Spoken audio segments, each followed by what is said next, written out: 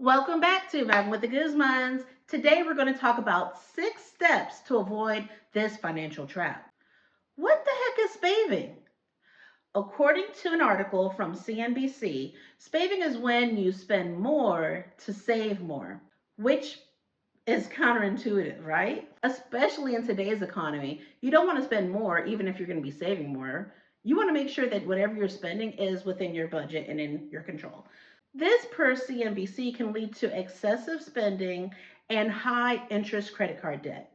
Right now, the US credit card debt is the highest in history. It's over $1 trillion. This article goes on to give you the best tips to avoid this financial trap. Spaving opportunities are everywhere. Can be from BOGO deals to limited time only alerts to free shipping. According to Brad Klontz, who is a psychologist and a certified financial planner, Brad says that we're spending more than we can afford, which can lead to a lot of financial stress and therefore adversely affect our health. There are teams of scientists out there whose job is to extract your money. Okay? They go to work every day to figure out what can we do now to tap into a person's psyche to be able to make them spend more money. And they know that by sending those little push alerts and everything like that, there's a higher chance of us going out to make that purchase of an item. So we need to figure out what we need to do to combat those pitfalls. But don't worry, because CNBC has come up with 6 steps to combat spaving, and I've reviewed all of them, and I'm here to share that with you. The key that I feel to not falling into these financial traps is to know your limits. Ask yourself, is it worth it? Is it within my budget? Is it something that I truly want or need?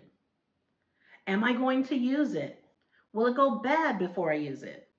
Am I truly getting it for the lowest price? If we pause and assess our purchases in this manner and not just buy things because it's on sale, we can truly avoid the pitfalls of spaving.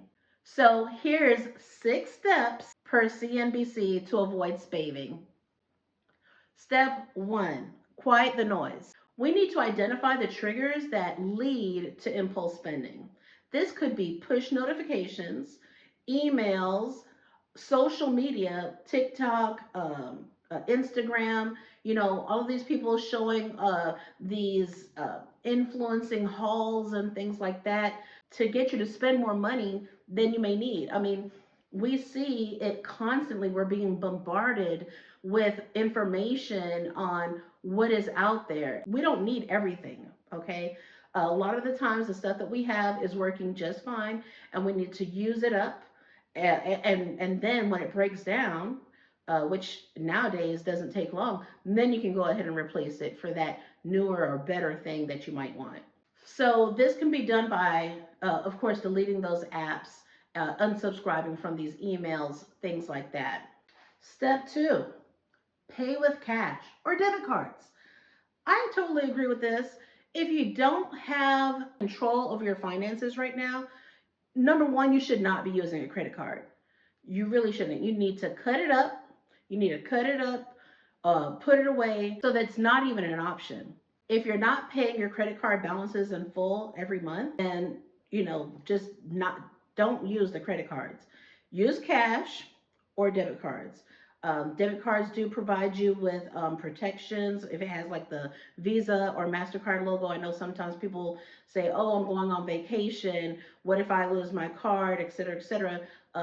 Call up Visa and MasterCard and ask them what kind of insurances do you have or benefits are afforded to you because you're using a debit card with a Visa or a MasterCard logo. Sometimes it will surprise you. Step 3, do the math. CNBC states that a $20 off $100 purchase is no better than a $10 off 50. And I can understand where they're coming from because percentage-wise, the savings is the same. However, I do think that those kind of deals do have their place. So, for example, if you're going to go buy some clothes or if you're in need to go buy some groceries and your budget is $50, Why wouldn't you want to take advantage of this deal? Because you're going to save that extra $10. Now, on the other hand, if your budget is $50 and the deal says, oh, spend $100, you get $20 off. If you can't afford that and it's not in your budget, then don't go with the 20 off 100. Stick with whatever your original budget is. So I do agree that the percentages are the same, but sometimes it can be useful to you to have those kind of deals. So when I go shopping, I love it when Target will send me a deal saying, hey, get $5 off when you spend $25 on groceries. You better believe I'm going to go there and save my little $5. Those savings here and there definitely add up. So just do what is best for you. Step 4, steer clear of temptation. If the target dollar spot is your kryptonite, your weakness, then just shop online. You can always do curbside pickup or have it delivered to your home, and then that way you can avoid the pitfalls of going into the store.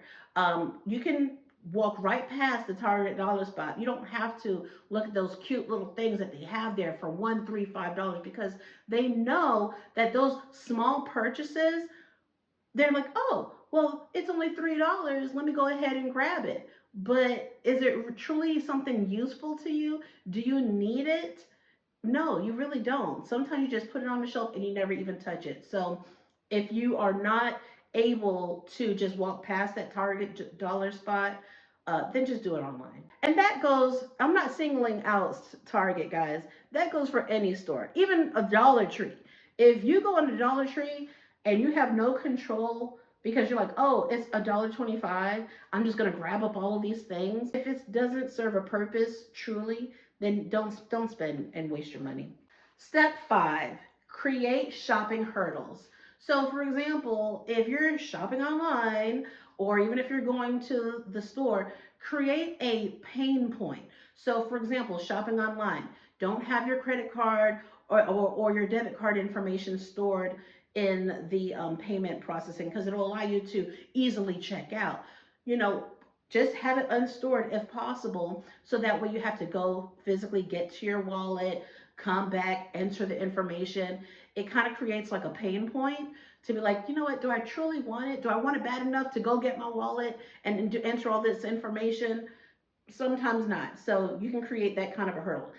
If you're in person, pay with cash.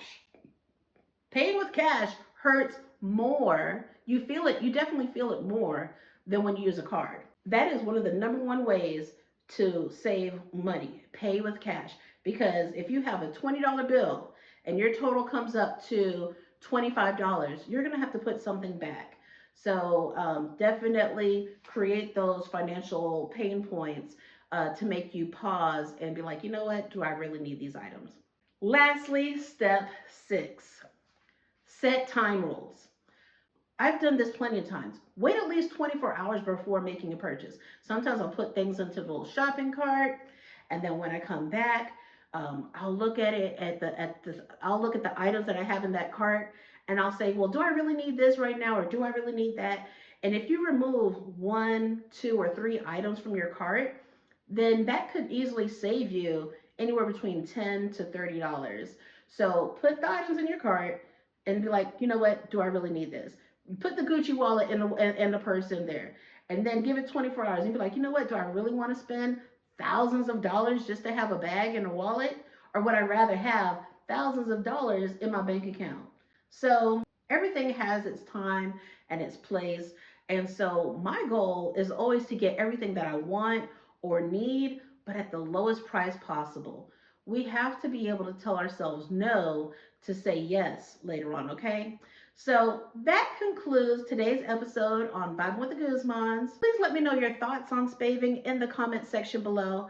And don't forget to hit that subscribe button because it's free. And I love free for you and me. So definitely hit that subscribe button and of course hit that like button. See you next time.